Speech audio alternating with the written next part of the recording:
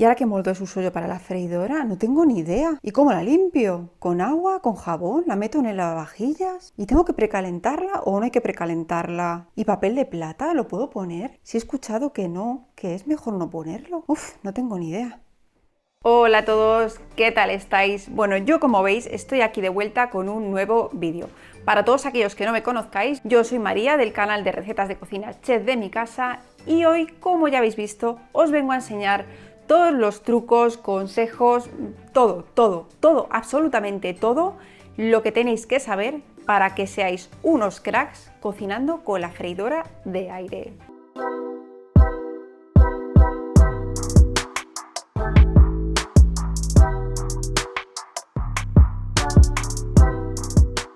Y para que entendáis mejor cada uno de los puntos que os tengo que explicar, los vamos a separar por categorías. Así va a ser mucho más fácil para vosotros entenderlo y para mí explicarlo.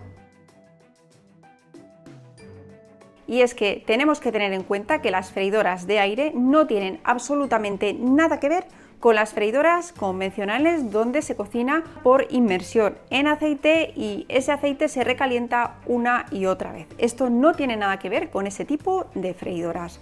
Y ahora bien, dicho esto, deciros que las freidoras de aire es lo más parecido a un horno de convención, donde lo que hacemos es calentar el aire con una resistencia superior la mayoría de las veces y ese aire se calienta y es lo que consigue que nos cocine nuestros alimentos. Y es cierto que si nunca has usado una freidora de aire, puedes notar que el sabor de los alimentos no es el mismo que fritos en aceite. Pero eso sí, os puedo asegurar que os vais a acostumbrar rápidamente al sabor que tienen y por supuesto son mucho más saludables. Otra de las preguntas que recibo constantemente en comentarios es que cuánto consume la freidora de aire y si consume más que un horno. Pues lo primero de todo tenemos que entender que las freidoras de aire funcionan como hornos, pero no son un horno. Y me explico, un horno normal tiene 3000 vatios de potencia y tiene que calentar un espacio de 60 litros. En cambio, una freidora de aire tiene unos 1500, 1600, 1700 dependiendo del modelo y tiene que calentar un espacio de 5, 6, 7, 8 litros a lo sumo. Con lo cual, si hiciéramos como una regla de 3 con estas cantidades que os acabo de dar, nos daríamos cuenta que una freidora de aire es 5 o 6 veces más potente que un horno convencional, ya que la potencia que tienen y el espacio que tienen que calentar es mucho menor, con lo cual las hace mucho más rápidas y por lo tanto consumen menos electricidad. De hecho, hace más de 10 años que yo uso este tipo de freidoras y os puedo asegurar que no he notado en ningún momento que cuando las use más veces mi factura de la luz incremente. Si incrementa no es precisamente porque yo use la freidora, sino porque las compañías eléctricas están, vamos, en fin, ¿para qué vamos a hablar?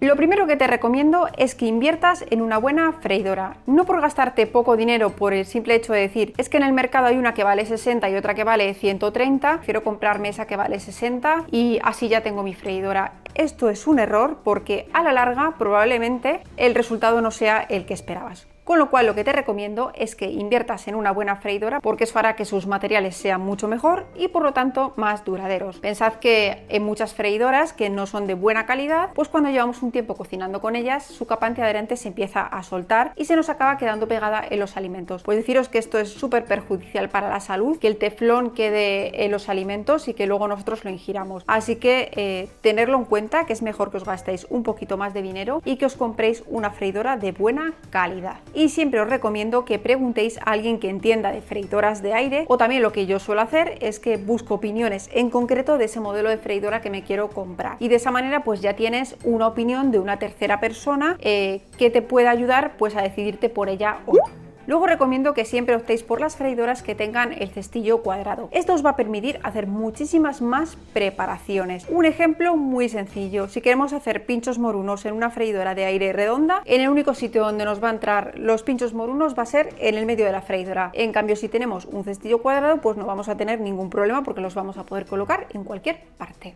Luego esto ya es muy personal, a mí me lo habréis escuchado ya decir un montón de veces. Para mí las freidoras perfectas son aquellas que no tienen cestillo extraíble, es decir, las que tienen una cesta que se quita y se pone. Para mí las mejores son las que son el cestillo y que luego tiene una rejilla en la parte inferior que nosotros podemos quitar y poner dependiendo de la preparación que vayamos a hacer. Para mí estos son los cestillos que yo prefiero y que siempre uso, porque en muchas ocasiones me gusta quitarle la rejilla inferior, pues por ejemplo para hacer mi granola o tostar frutos secos o hacer unas palomitas, porque así no se me cuela todo para abajo y luego lo tengo que estar rescatando. Simplemente lo quito, lo hago directamente sobre la propia cesta y listo. Y luego este tipo de cestillos se friegan infinitamente mejor. Es como fregar una cazuela o una sartén, no tiene ninguna complicación y se hace en un momento. Luego también tenéis que tener en cuenta las personas que sois en casa y el espacio que tenéis para poner la freidora, ya que hay muchas veces que nos compramos un electrodoméstico y luego no sabemos qué hacer con él ni dónde colocarlo. Yo soy de las que prefiero tener los electrodomésticos encima de la encimera porque así me aseguro de que los voy a usar, porque una vez que los metemos en un armario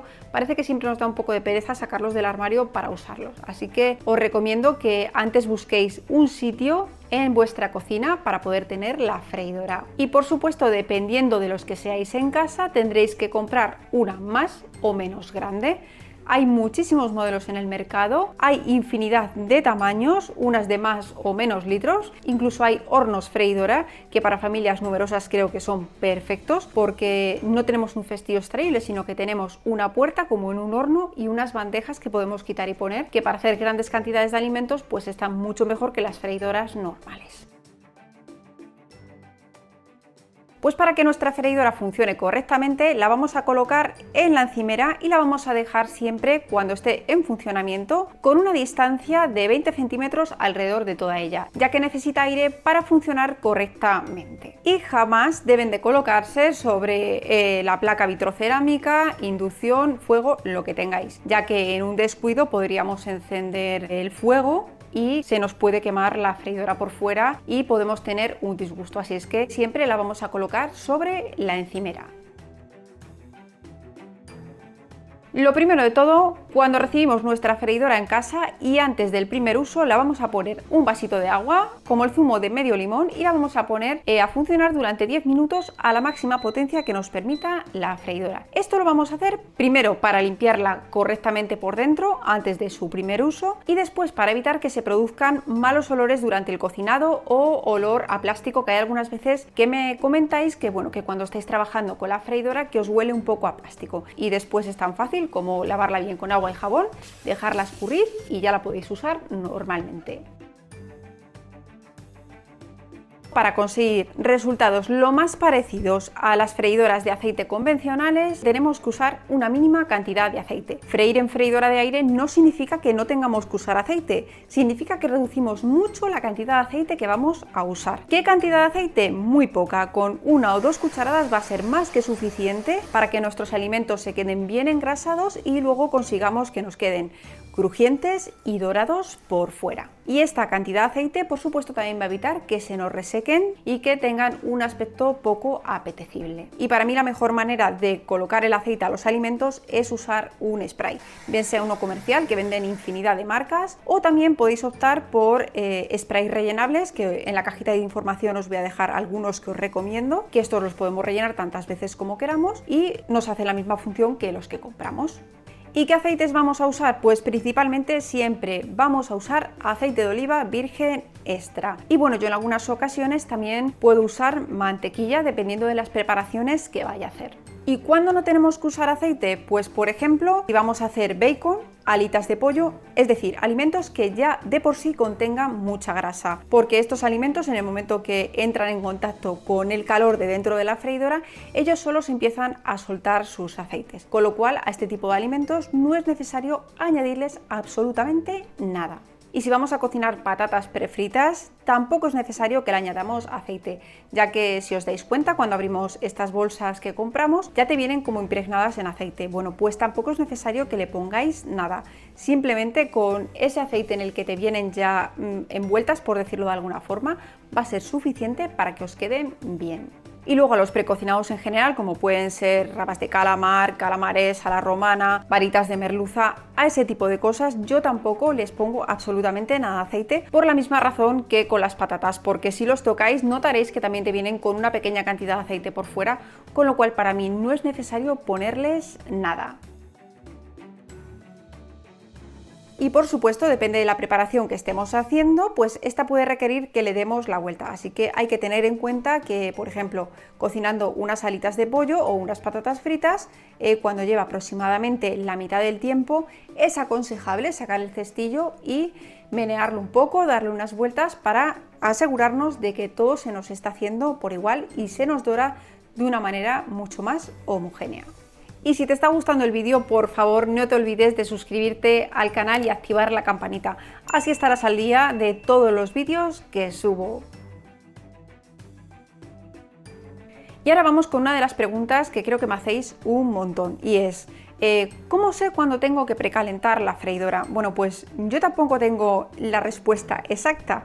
Sí que os puedo decir que en un 90% de las ocasiones hay que precalentarlas, por el sencillo motivo de que vosotros si vais a hacer, por ejemplo, una paletilla de cordero asada, o vais a hacer un redondo de ternera, o vais a hacer un bizcocho o unas magdalenas en vuestro horno normal, ¿lo precalentaríais o directamente meteríais estas cosas que os estoy diciendo dentro del horno? Seguro que vuestra respuesta ha sido que antes lo precalentáis. Bueno, pues con la freidora es lo mismo, por lo que es muy recomendable precalentar casi siempre la freidora. Si nosotros metemos un alimento dentro de la freidora y partimos con la freidora fría, lo que vamos a conseguir es que el alimento esté mucho más tiempo dentro de la freidora y por lo tanto se nos reseque mucho más. Como veis, en todo momento hablo de que los alimentos se resecan, y es que como dentro tenemos una gran cantidad de aire, esto hace que los alimentos se resequen con más facilidad, con lo cual siempre vamos a intentar tener los alimentos el menor tiempo posible dentro para que nos queden como a nosotros nos gustan. Por ejemplo, para hacer un sándwich mixto no tiene ningún sentido precalentar la freidora, porque si tenemos que precalentar la freidora 5 minutos y luego hacer el sándwich otros 5 minutos, directamente no nos interesa. Preferimos poner una sartén al fuego y hacer directamente el sándwich a la plancha allí. En cambio, si lo hacemos directamente, pues en menos de 5 minutos tendremos un sándwich mixto súper rico. Entonces, en este caso yo no precaliento la freidora. O por ejemplo, para hacer un bacon, como tiene mucha grasa, tampoco precaliento la freidora porque no es necesario, porque no se va a resecar por el alto contenido en grasa que tiene. De todas maneras, todo esto os lo va a dar la experiencia. Cuando llevéis un tiempo trabajando con vuestra freidora, vais a ver cuándo realmente necesitáis precalentar y cuándo no. Así que mi consejo es que no le tengáis miedo, hagáis muchas pruebas, hagáis muchas recetas y vosotros mismos al final por intuición vais a saber cuándo tenéis que precalentar o no. Luego también, para que se cocine todo perfectamente, es muy importante no amontonar la comida y por regla general nunca vamos a llenar el cestillo más de la mitad, y así de esta manera vamos a conseguir que se nos haga todo mucho mejor. Bueno, en el caso de las patatas fritas hay que amontonarlas, con lo cual hay excepciones, o las alitas de pollo que al principio ocupan mucho volumen, pero a medida que se van cocinando, como tienen mucha grasa, van reduciendo el volumen. En ese caso también podríamos amontonar sin problema y poner un par de capas, que no nos va a pasar nada. Pero en cambio, por ejemplo, si estamos haciendo unas napolitanas de jamón de york y queso, que es hojaldre, y lo amontonamos uno encima de otro, pues al final lo que vamos a conseguir es un verdadero desastre que no nos va a quedar bien ni el de arriba ni el de abajo. Y ahora vamos a hablar un poco de las recetas. Hay infinidad de recetas en internet, entre ellas las mías, que bueno, por si no lo sabéis, ya habéis llegado a este vídeo y aún no me conocíais.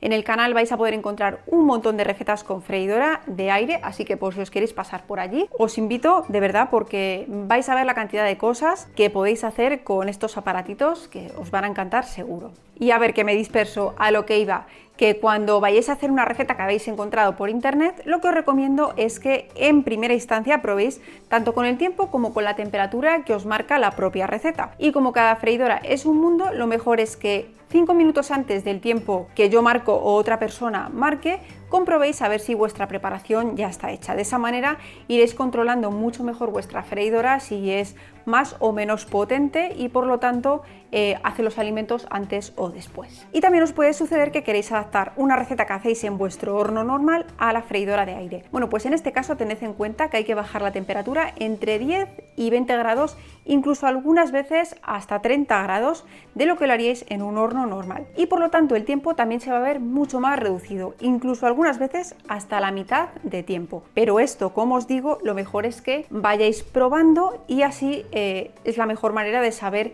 qué tiempos y qué temperaturas vais a necesitar en vuestra freidora. Y por supuesto, siempre que hagáis una cosa y os quede bien, apuntarlo en vuestro cuaderno de recetas para no olvidaros, y la próxima vez que lo queráis hacer es tan sencillo como que vayáis a mirar a qué temperatura y tiempo lo tenéis que hacer y listo. Y otra de las razones por las que el tiempo es orientativo es porque no es lo mismo, por ejemplo, si vais a hacer unas patatas fritas, si partís las patatas más pequeñas o más grandes. Cuanto más grandes sean los alimentos que metamos dentro de la freidora, más tiempo nos va a llevar que se cocinen, y cuanto más pequeños, menos tiempo. Esto es así, es lógico y creo que todos lo entendéis. Por lo que siempre hay que intentar meter todos los alimentos más o menos del mismo tamaño en la freidora. De esta manera nos aseguramos de que todos se cocinen al mismo tiempo. Y hablando de los productos congelados, también aprovecho para deciros que no es necesario que los descongeléis. La gran mayoría puede ir directamente del congelador a la freidora.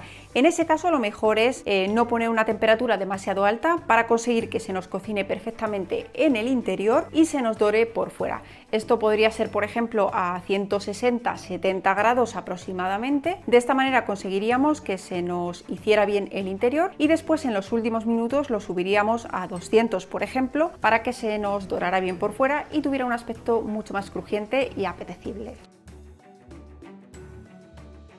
Por el contrario, si vamos a cocinar alimentos rebozados que hayamos rebozado nosotros mismos, como por ejemplo unos San Jacobos, unos filetes empanados, bueno, las opciones son muchísimas. O por ejemplo, pescados, podríamos rebozar unos taquitos de merluza con un poco de panko, que también quedan súper ricos, y así también conseguimos que nos queden jugositos por dentro. En ese caso sí que es necesario pongáis un poquito de spray por fuera para que queden con una fina capa y luego nos queden bien dentro de la freidora. Pero eso sí, tenemos que tener en cuenta que cuando vayamos a hacer ciertos tipos de rebozados, os pongo un ejemplo, un filete de ternera rebozado. Si este es muy fino, también se os va a resecar. Entonces la mejor opción es rellenarlo, por ejemplo, de jamón serrano y queso y formar un rollito con él. Le ponemos un palito, lo rebozamos bien y hacemos. De esta manera vamos a conseguir que la carne en el interior quede muchísimo más jugosa y el exterior, al tener menos superficie, se nos va a dorar de una manera mucho más homogénea y nos va a quedar mejor.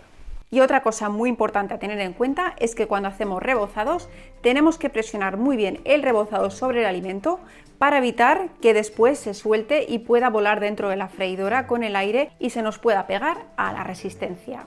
Y cuanto más grueso sea el rebozado que uséis, mejores resultados conseguiréis a la hora de freír, ya que este va a quedar mucho más crujiente y el interior va a quedar mucho más tierno y jugoso.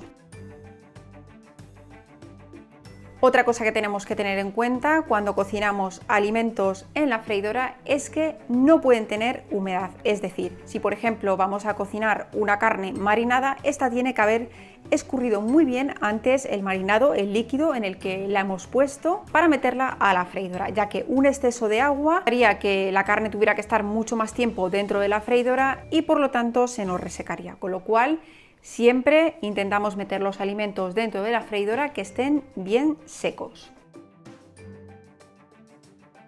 Y ahora os voy a contar qué tipo de carnes es mejor marinar. Y estas son las carnes muy bajas en grasa, como pueden ser pollo, pavo, cerdo. Este tipo de carnes, la mejor opción es marinarlas. ¿Por qué? Porque si nosotros pretendemos hacer unos pinchos morunos, por ejemplo, de pollo y meterlos en la freidora y que nos queden muy dorados por fuera, para que nos quede ese dorado perfecto que todos nos imaginamos cuando nos vamos a comer un pincho de pollo, va a tener que estar demasiado tiempo en la freidora y eso va a provocar que el interior se quede reseco y no os va a gustar nada. Con lo cual la mejor opción es marinamos las carnes y esto no solamente le va a dar color, sino que también le va a dar un sabor mucho más rico e interesante a las preparaciones que hagamos. Así que os sugiero que probéis a marinar vuestras carnes y pescados que sean bajos en grasa. Os aseguro que vais a conseguir resultados muchísimo mejores y que os van a gustar, por supuesto, mucho más. Bueno, y la freidora no solamente vale para cocinar alimentos dentro de ella, sino que también es perfecta para regenerar comida. Es decir, por ejemplo, tenemos una pizza que nos ha sobrado o unas empanadillas o incluso un trozo de pan duro del día anterior. Bueno, pues es perfecta para devolver ese crujiente a los alimentos y tenerlos como recién hechos. Así que si no usabais la freidora para recalentar vuestras preparaciones y la hacíais en el microondas, probar a hacerlo en la freidora porque os va a sorprender el resultado. Otra de las cosas para las que es perfecta la freidora es para tostar frutos secos. Es muy rápido y muy práctico. Yo desde que uso freidora no lo suelo hacer en el horno porque tardo muchísimo más, consumo más potencia, con lo cual en la freidora es un momento, así que os recomiendo que lo hagáis. Otro de los usos que le podemos dar a la freidora es para esterilizar tarros o botes de cristal donde queramos hacer conservas. Es como si lo hiciéramos en un horno, alcanza una gran temperatura los frascos y de esta manera nos quedan esterilizados. Así que si no lo sabíais, ahí tenéis otro truco. ¿Qué no podemos hacer con la freidora? Esto es tan importante como lo que sí podemos hacer con la freidora. Y aquí también vais a ver que voy a puntualizar un montón de cosas. La primera es que nunca debemos usar la freidora si está sucia, porque esto puede provocar que se requemen los alimentos que ya están allí y esto provoque olores y humos. Así que muy importante, siempre tenemos la freidora bien limpia antes de usarla. Cuando cocinas alimentos con mucha grasa te puede suceder que empiece a echar como un humo blanco la freidora. Esto puede ser normal. La manera de evitarlo es muy sencillo. Antes de empezar a cocinar ese tipo de alimentos, pones una pequeña cantidad de agua, como medio vaso de agua en tu freidora y de esta manera evitarás que salga humo de la freidora y no solo eso, sino que también toda esa grasa tampoco se te va a quedar pegada a la base de tu freidora y luego la podrás limpiar mucho mejor. Cuando acabes de cocinar, nunca vuelques el cestillo cuando has cocinado un alimento que tenga mucha grasa, ya que si vuelcas tu cestillo con la comida en el plato, lo que te va a suceder es que toda esa grasa va a caer de golpe y probablemente te acabes quemando y manchándolo todo. Así que lo mejor es que uses una espátula o unas pinzas para sacar los alimentos. Y tampoco te recomiendo que uses nunca ni papel de cocinar ni papel de aluminio para cubrir la base de tu freidora, por aquello de que si le pongo papel de plata al fondo de la freidora, de esta manera pues va a caer ahí toda la grasa y luego me voy a evitar tener que fregarla. Si haces esto, lo que te va a pasar es que el aire no va a circular correctamente y los alimentos no se te van a hacer bien. Otra cosa que podemos usar dentro de la freidora es papel de aluminio o papel de hornear. Este último, a ser posible, tiene que ser perforado. Ya se puede comprar en el mercado, ya existen papeles perforados con el tamaño del cestillo de vuestra freidora, bien sea redondo o cuadrado, que se pueden adaptar perfectamente a la freidora y ya te vienen con agujeritos. Y como seguro que os estáis preguntando en qué ocasiones debéis de poner papel de cocinar, pues os cuento que yo este papel lo suelo usar en contadas ocasiones. Por ejemplo, si voy a hacer una masa que no tenga demasiada consistencia y corro el riesgo de que se me cuele por los agujeritos de la rejilla, pues ahí prefiero ponerle el papel de horno. Pero ya sé que cuando lleve la mitad de la cocción me va a tocar darle la vuelta para que se me cocine bien por debajo. Y luego el papel de plata pues lo podemos usar o bien en la parte de abajo o también lo podríamos usar, por ejemplo, si estamos haciendo un bizcocho y no queremos que se nos dore mucho la superficie y se nos acabe de hacer, pues podríamos taparlo con papel de aluminio para evitar que se nos queme la superficie. Pues nunca debes de usar ni papel de plata ni papel de horno si no te vas a asegurar de que este queda muy bien enganchado o por los alimentos o al molde donde lo vas a poner, ya que al circular una gran cantidad de aire dentro de la freidora, lo que puede suceder es que si no está bien enganchado, este podría salir volando y tocar la resistencia superior y salir ardiendo. Y de la misma manera, si por ejemplo estás haciendo un bizcocho al que en el molde has colocado papel de horno por los lados o estás haciendo unos muffins, unas magdalenas, te tienes que asegurar de que nunca supera el papel la altura del cestillo, porque de esta manera al cerrar el cestillo el papel podría tocar con las resistencias y también salir ardiendo. ¿Qué utensilios uso para mi freidora? No sé la cantidad de veces que recibo esta pregunta en los comentarios de los vídeos, que no sabéis qué moldes, qué utensilios, qué recipientes podéis usar para meter dentro de vuestra freidora, y a todos siempre os respondo lo mismo y la respuesta no puede ser más fácil. ¿Te vale para meter en tu horno? ¿Te vale para meter en tu freidora? Es así de sencillo. ¿Cuáles son los recipientes que nos valen para la freidora? Pues los de metal, de vidrio, cristal, que sean por supuesto aptos, los de silicona, los de barro o los de aluminio. Como veis, hay un montón de opciones de utensilios que podemos usar con nuestras freidoras. Y por supuesto, con todos estos utensilios que vamos a usar dentro de la freidora, es muy importante, por ejemplo, si estamos usando un utensilio de cerámica, que no lo movamos bruscamente dentro del cestillo, porque esto puede hacer que se nos raye la capa antiadherente. Así que siempre que usemos otras cosas dentro de la freidora que no sean los propios alimentos, vamos a cuidarnos mucho en no moverlos o no arrastrarlos dentro del cestillo para que se mantenga en perfectas condiciones y no le pase nada. Y aparte de los utensilios que vosotros tenéis por casa que podéis adaptar para vuestra freidora, también existen un montón en el mercado de set o juegos que ya os podéis comprar y que, como os digo, hay una gran variedad. Bueno, pues yo en concreto tengo uno que os voy a mostrar por aquí en pantalla, pero luego existen un montón de diferentes formas y tamaños, tapetes de silicona, fuentes de silicona, existen muchísimos. Y que, bueno, pues cada uno creo que debería de comprar el que más se adapte a sus necesidades. Y de la misma forma que es muy importante no mover los utensilios dentro de la freidora, también es muy importante que lo que vayamos a usar para remover la comida también sea o bien de silicona o de madera para que no nos raye la capa antiadherente. Y siempre, si sois amantes de la cocina, lo que podéis hacer es que para conseguir el interior perfecto en vuestras carnes es compraros un termómetro, que son muy económicos, muy baratos, y esto os va a dar el punto exacto del interior de la carne o de un bizcocho, por ejemplo, a la que lo tenemos que consumir. Y así, pues bueno, ya sí que tendríais preparaciones más que perfectas. Y una vez que la hemos usado, es muy importante para que se nos mantenga siempre en buenas condiciones, que cuando la terminemos de usar, la dejemos enfriar un poquito, lo justo para que no haya mucho contraste de temperatura y la limpiemos enseguida. De esta manera nos va a ser mucho más fácil limpiarla y no tendremos que estar frotando de una forma más fuerte la rejilla o las partes interiores para que se nos desprenda la suciedad. Y la mejor manera de limpiarla es con agua, jabón y o bien un estropajo que no raye, muy importante, o con una bayeta de microfibra o un trapo que tengamos para este uso. Así es de la mejor manera que la vamos a mantener siempre con su capa antiadherente en buen estado y no se nos va a estropear. Después hay ciertas marcas que nos permiten lavarla en el lavavajillas las partes desmontables, es decir, el cestillo y la propia cubeta. Yo personalmente no lo recomiendo porque creo que se deteriora mucho más, pero esto ya podéis hacer cada uno lo que queráis. Yo os recomiendo que no lo hagáis. También puede suceder que en ese momento que acabáis de cocinar no la podáis limpiar. Bueno, pues en este caso lo que vamos a hacer va a ser dejarla con agua y jabón para que esa suciedad no se reseque y bueno, pues cuando tengamos un momento vamos y la limpiamos y listo.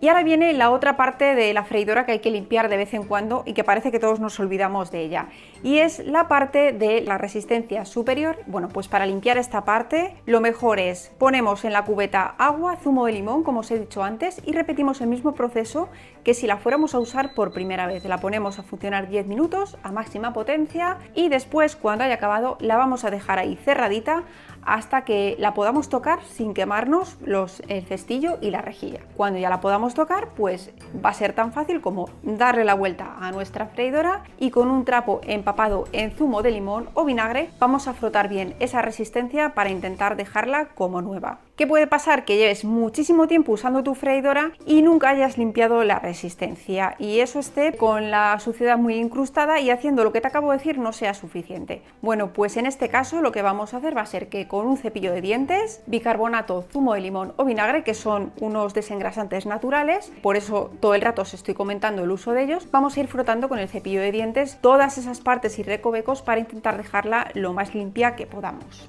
Después, cuando terminemos de limpiar bien todas las partes, pues aclaramos bien con una bayeta húmeda para quitar todos los restos que se nos hayan podido quedar. Y si después de hacer todo esto no ha sido suficiente y aún sigues teniendo manchas que quieres quitar, lo mejor es que optes por un desengrasante comercial. Yo es lo último que recomiendo hacer, ya que al usar productos químicos dentro de la freidora, eso a la hora de cocinar nos puede producir olores y sabores a los alimentos. Así que si optáis por esta opción, muy importante, cuando hayáis acabado de limpiarla con el desengrasante, aclarar todo lo que podáis, todas las partes donde haya tocado el desengrasante y luego volvemos otra vez a realizar la función de un vaso de agua, medio zumo de limón y la ponemos a funcionar 10 minutos para evitar que nos suceda esto que os acabo de contar. Y de esa manera la tendremos de nuevo lista para trabajar con ella.